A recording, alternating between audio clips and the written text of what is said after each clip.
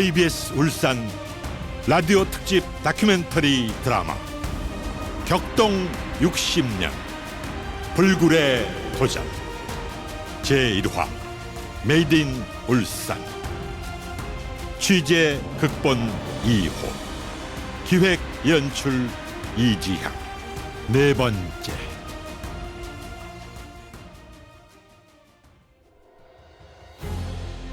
그동안 잠깐 언급했지만 혁명정부가 최대 슬로건으로 내걸었던 빈곤 타파와 경제 재건에 대해 그 중추적인 기획은 중앙정보부에서 담당했다. 그뿐 아니라 과도기의 정책 전반을 요리하다시피 했던 곳이다. 때문에 정보부 창설에 산파역을 했던 석정선 전 중정차장으로부터 당시 상황과 배경을 듣고 있다.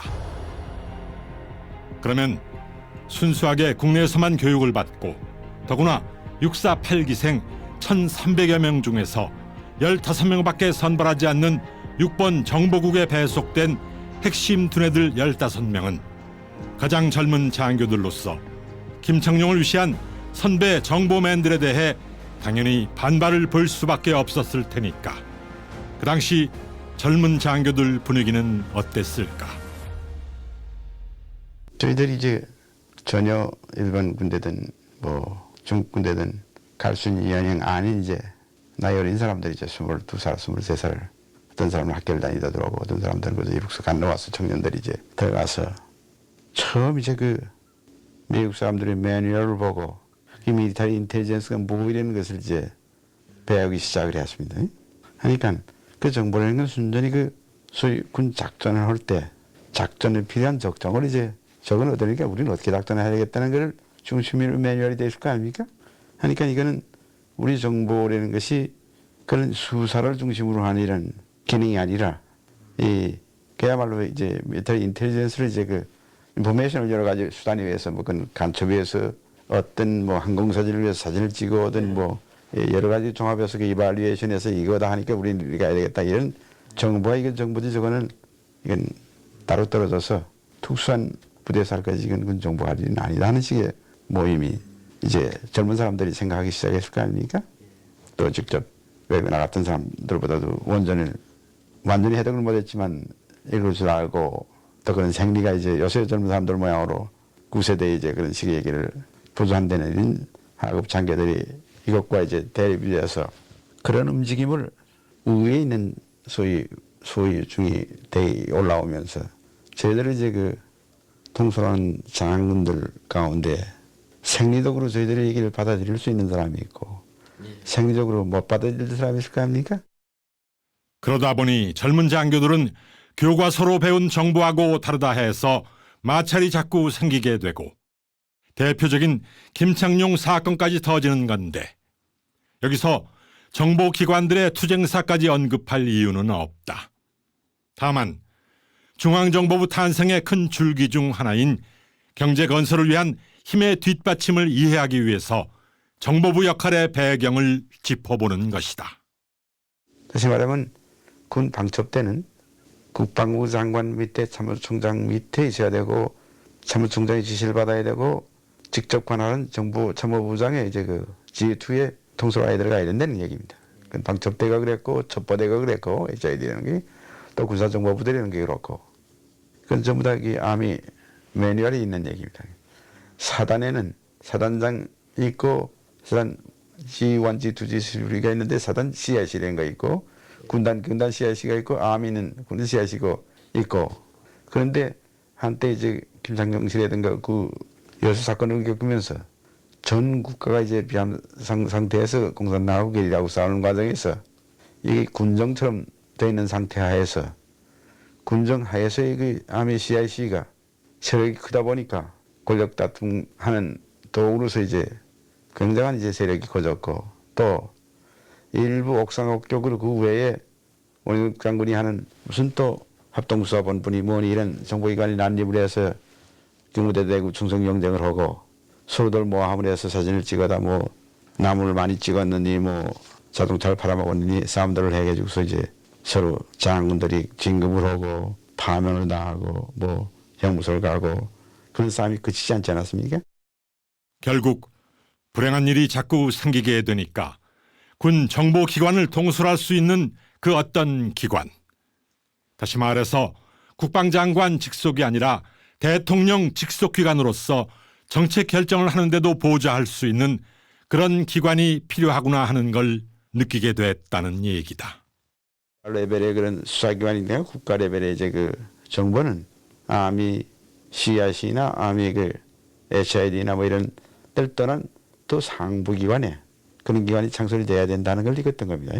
다시 말해 국방부 산하에 국방부의 정보부가 있어야 되고 대통령 정부 산하에 대통령의 그 정책 결정을 보고하는 데 필요한 정보를 담당할 수 있는 국가안전보장에 관한 걸 담당할 수 있는 CIA라는 기관은 그건 대통령 직속 하에 있어야지 이건 어떤 군참모총장이나 군장관 밑에는 안 될 것이라는 원칙을 이제 알았던 겁니다. 근데 그렇게 해서 중앙정보부의 필요성이 더욱 절실해졌지만 그 사이에 예상치도 못했던 4.19 학생의거가 있게 되고 그로 인해서 모든 정보기관이 스톱되다시피 한다.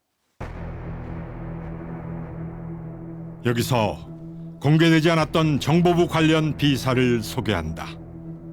이것은 우리나라 경제가 미국과 뗄 수 없는 묘한 관계가 엄연히 존재하기 때문에 경제 관련 정보가 하루에도 수십 건 태평양을 넘나들고 그 깊숙한 교류와 오늘의 한미 관계를 또 다른 차원에서 연구해 볼 가치를 제공한다는 점에서 증언의 핵심만 추려서 공개한다. 사실 중앙정보부 창설은 5.16 이전인 1956, 7년 그 무렵에 이미 미 국무성에서 당시 이승만 대통령에게 한국의 CIA 창설에 대해 그 어떤 조건을 내걸면서 편지를 보낸 걸로 돼 있다. 그와 관련해 석정선 전 중정차장에게 직접 묻는다. 편지가 왔던 것은 사실이죠. 물론 한국 측에서 중앙정보부 창설에 대해 지원과 협조를 요청했었고 그에 대한 답신으로 편지가 왔다는 주장도 있긴 합니다. 그 당시 정일권 참모총장이 있었고 김영일 참모부장이 있었던 시절 아닙니까? 그때 석 차장께서는 G2에 근무했었기 때문에 그 공문 형식의 편지를 직접 검토했었던 입장 아닙니까? 증언이 가능합니까? 회의가 있는데 그 회의의 내용인즉 돌아가신 이 박사가 미 국무성에서 어떤 편지가 왔는데 한국 이제 중앙정보부의 어떤 그런 이제 CIA 같은 기구를 만들면 그걸 협조하게 되는 비슷한 이사가 지금 공문의 내용을 기억을 못합니다만 이런 것이 경무대로 날아왔습니다. 그때는 경무대를 중심이라서 누가 이제 그런 권한을 제일 큰 권한을 가지냐 하는 것을 경쟁들을 막 하고 그럴 때니까 그 모임에 나온 사람 대부분이 그런 기관을 어떻게 하면 자기와 관련이 있는 데다가 두어서 이걸 운영하니 하는 식의 문제에 관한 걸 중심으로 하는 회의들이 있었던 것 같습니다. 근데 그렇다면 협조를 해주는 대신에 미국 측의 조건도 반드시 있었을 텐데요. 국제관계에서 떡만 주고 떡값은 안 받겠다 하는 것은 우방이라고 하더라도 생각하기 어려운 일 아닙니까? 어떤 조건이 있었습니까? 그때 미국 측에서 그걸 원조를 하는데 그쪽에 요구 조건이 있었습니다. 이제 미국 측에서 이걸 먼저 하되 이런 중요한 기관을 만드는 데는 한국에도 중요하지만 미국이 한국에 그런 정부기관이 만드는데 그 정부기관이 협조적이고 이런 기관이 생겨야지 또 골치 아픈 기관이 생기면 곤란할 테니까 그 요구 조건을 거기서 원조라든가 모든 것을 뭐 재정적인 원조라든가 기술적인 원조를 하는 데는 사람을 조건을 걸었습니다. 이러이러한 조건을 가진 사람이 책임자가 된 데는 하에는 이걸 하겠다 하고 이제 그 사람을 지적을 했는데 그럼 제가 보기에도 미국 사람들이 지적인 사람을 잘 지적을 했더군요. 잘 지적을 했는데 한 서너 사람이 미국 사람들이 지적했던 사람 이름이 나왔습니다. 근데 아직도 아마 그 이름을 밝히기에는 제가 아마 밝히는 건 좋지 않을 것 같습니다. 하지만 제가 보건대는 미국 사람들이 사람 잘 골라한 것 같습니다. 그때 그 인격과 그 지식과 를 가졌으면 그런 일을 해내기 충분한 사람들을 미국 사람들이 지적을 했는데 더 자꾸 그 본인들은 한 사건을 하지 않으려는 사람들 뿐이더군요. 미국 측에서 세 사람을 지적했는데 그 사람들이 누구누구였는지는 한사코 거절했다니까 대외적으로는 공개하지 않겠습니다만 결국 그 세 사람이 거절을 하니까 KCIA, 즉 한국중앙정보부 창설이 되지 않은 채 시간을 보내다가 당시 합동참모부 79호실로 그 기능이 넘어갔다죠. 당시 79호실 실장은 누구였습니까? 이율학 씨입니다.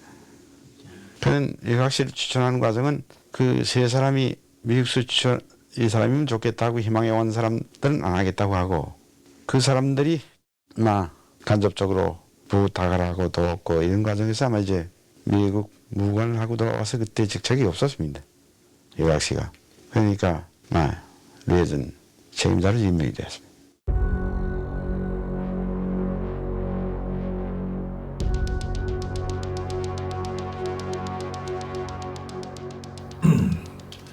부의장 각하 계시지? 부장님, 사전 연락도 없이 무슨 일이십니까? 계셔 안 계셔? 예, 계십니다. 여쭐까요? 됐어. 내가 나올 때까지 누구도 들여보내지 마. 예? 알겠습니다.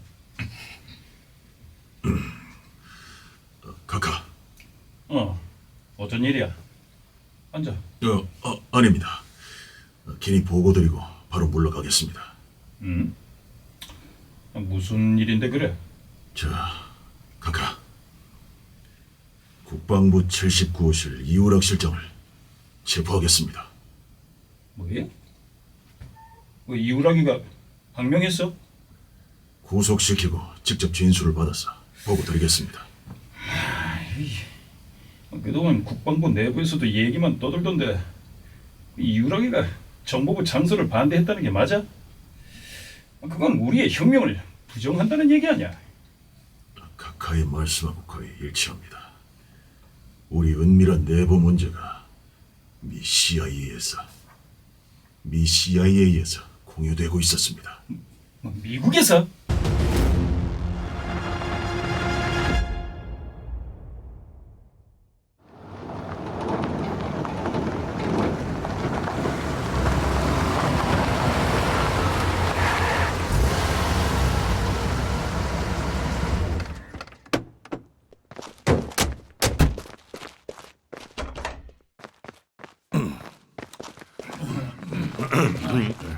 실장님,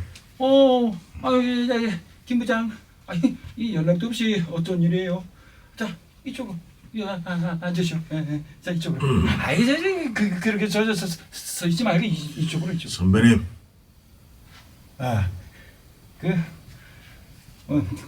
나한테 무슨 용무가 있어? 함께 가주셔야겠습니다. 이게 쿠데타가 확실히 성공했구만. 이봐, 예.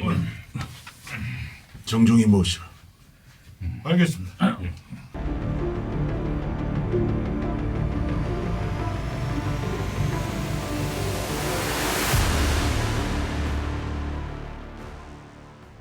결국 미국 측이 조건을 내걸면서 창설하는 데 도움을 주겠다는 것은 무산이 되고 79호실에서 그 기능을 대행하다시피 하다가 5.16 혁명으로 모든 게 끝나고 이우락 씨는 구속되고 정치 규제와 함께 급부상한 것이 빈곤 타파를 위한 경제 재건 프로그램 아니겠습니까?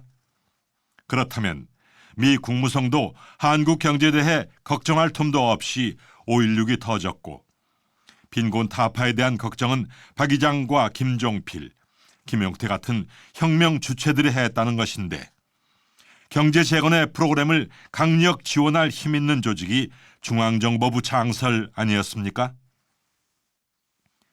중정이 훗날 시간이 지나면서 정치적으로 굉장히 역기능적인 역할을 해서 국민적 지탄을 받기도 합니다만 증언하신 대로 JP에 의해서 중앙정보부가 창설되죠.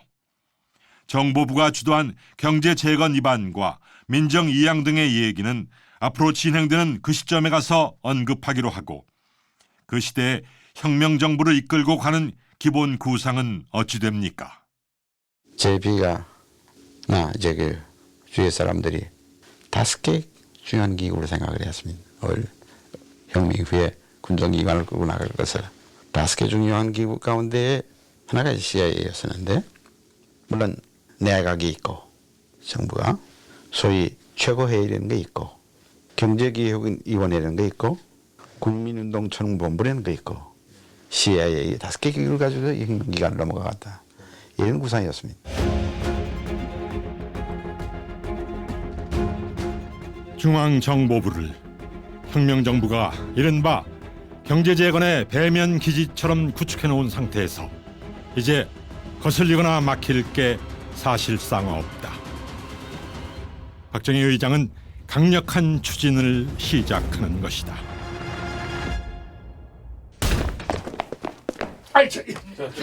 들어. 아니 뭡니까? 왜 이렇게 몰려왔어요? 뭐라니? 보면 모르네? 아니 연락도 없이 의장과 그를 만나야겠어. 말씀드려.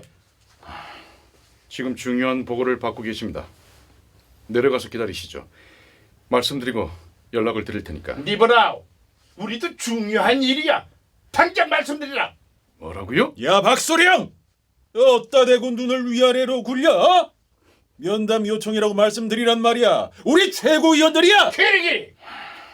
말씀드릴 테니까 차고 계시는 총을 전부 여기다 빼놓으십시오. 보고나 드리라. 총부터 빼놓으십시오. 매야?